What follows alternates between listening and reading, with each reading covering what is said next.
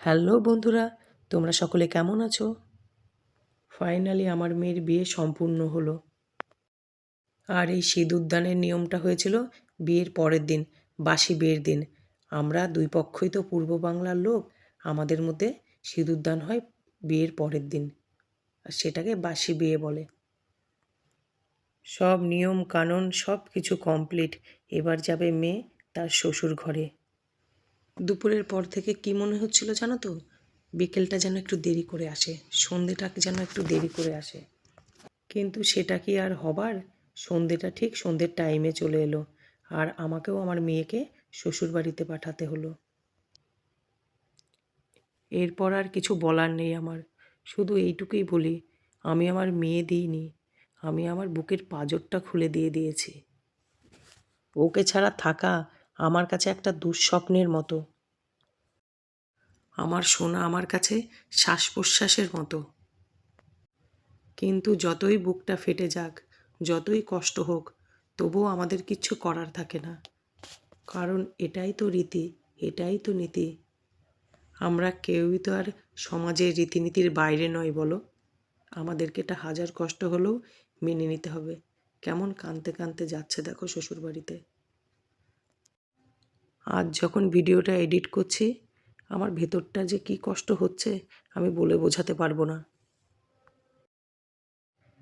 আর এই যে এটা হলো রিসেপশনের মুহূর্ত। খুব সুন্দর করে সাজিয়েছিল দুইজনকে মেকআপ আর্টিস্ট। আর অপূর্ব সুন্দর একটা এন্ট্রি করেছিল জামাই, পুরোটাই আমার মেয়েকে সারপ্রাইজ দিয়েছিল। ও জানতো আমার মেয়ের এরকমই একটা এন্ট্রি খুব শখ। চারিদিক থেকে ধোঁয়া আসবে, বাজি ফাটবে, আলো ঝলমল করবে, তার মাঝখান দিয়ে দুজনে হেঁটে হেঁটে আসবে।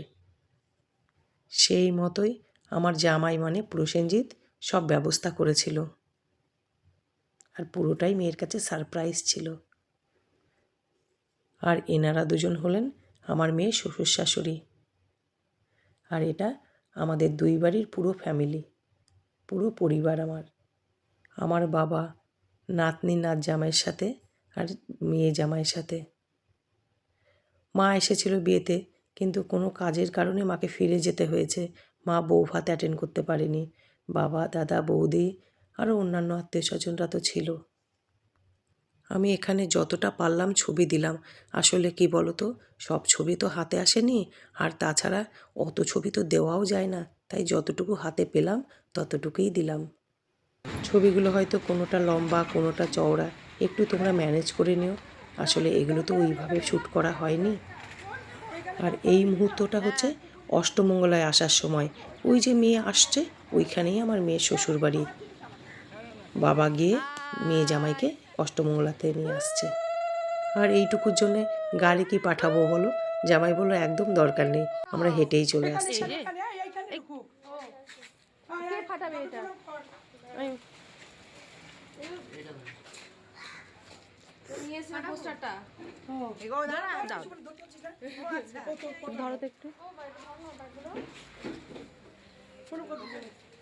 এইখানে খুব ছোট্ট করে ওদের জন্য একটা এন্ট্রির ব্যবস্থা করেছিলাম। প্রসেনজিৎ প্রথমবার আমার ঘরে জামাই হিসেবে আসছে, তাই জন্য।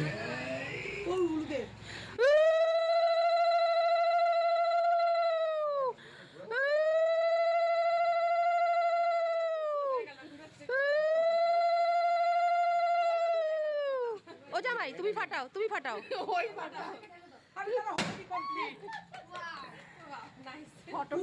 একটু এগিয়ে যা, এগিয়ে যা, একটু এগিয়ে যা রিঙ্কু।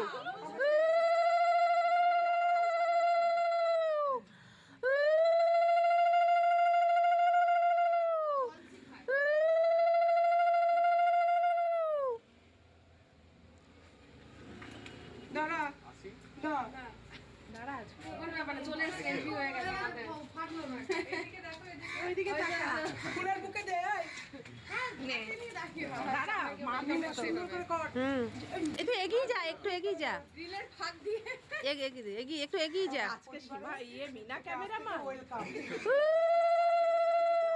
তো 5 জন হলো, ঠিক। এখানে ভিডিওগুলো অত ভালো হয়নি, আমার বন্ধু লম্বালম্বি ভিডিও করে ফেলেছে। বন্ধু বুঝতে পারেনি, আর আমিও তাড়াতাড়ির মধ্যে না ওকে বলতে ভুলেই গেছি যে ভিডিওগুলো চওড়া করে করিস। তবুও ভালো মন্দ যেমনই ভিডিও হলো, মেমোরিটা তো রইলো বলো। তবুও যেটুকুই হাতে পেয়েছি আমি তো আমার স্মৃতির খাতায় তুলে রেখে দিতে পারলাম বলো, এটাই বা কম কিসের। আর এই সময়টা হলো ওদের দুজনকে নিয়ে আমি শুভচনী পুজো করছি। আমার শ্বশুরবাড়ি আর বাপের বাড়ি দুই জায়গারই নিয়ম অষ্টমঙ্গলার মিডিল দিনে শুভচনী পুজো করতে হয়, সেটাই করেছি। বাই, আবার দেখা হবে পরের ব্লগে। ততক্ষণ ভালো থাকবে, সুস্থ থাকবে আর সব সময় হাসি খুশি থাকবে।